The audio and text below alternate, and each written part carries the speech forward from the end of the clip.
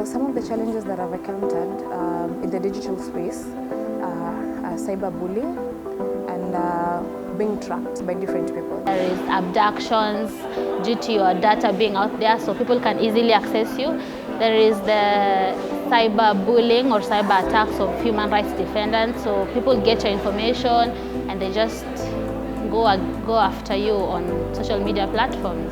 We don't feel safe because anytime that you're questing for accountability, anytime that you're engaging in a reaction that a service provider or a leader will feel like this is not appropriate or it's not okay by him or her.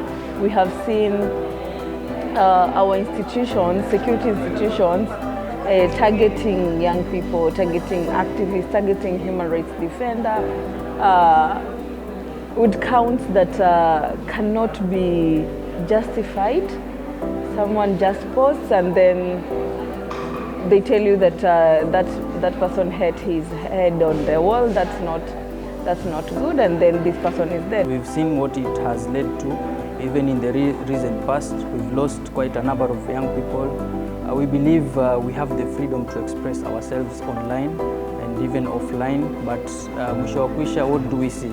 We see young people getting abducted. I'm not scared to say that.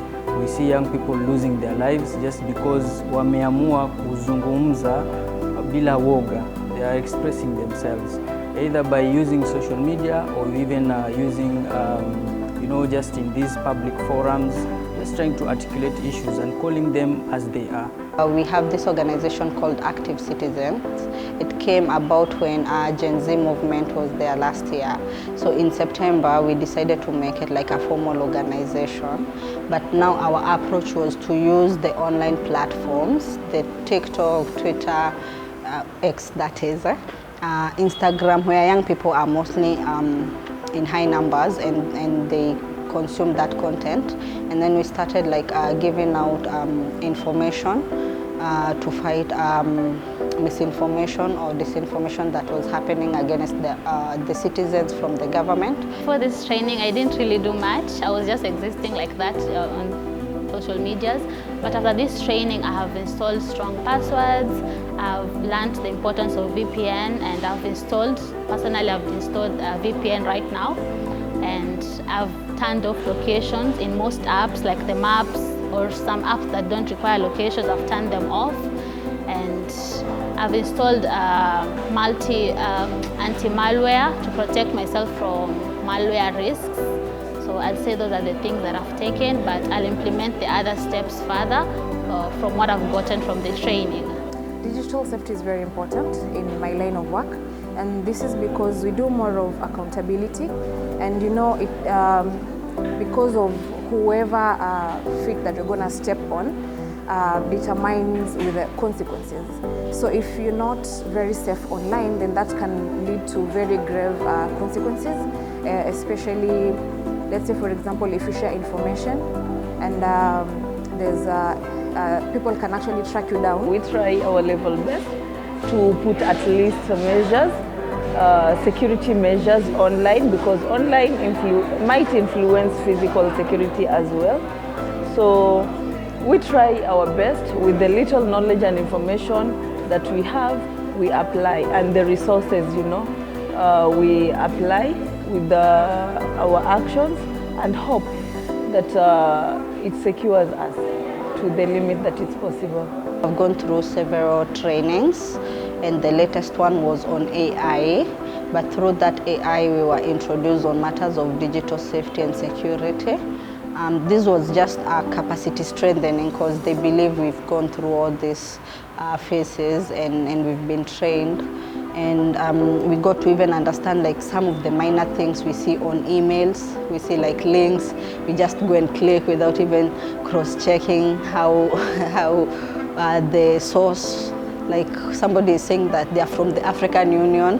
Yes, there's a logo for the African Union, but the Gmail has .com, like the last one instead of .org. So those are some of the things that we have been told to be vigilant on, and I'm applying on that also, as well as I'm using VPN, especially when we are going for maandamanos. I activated, there's the free version.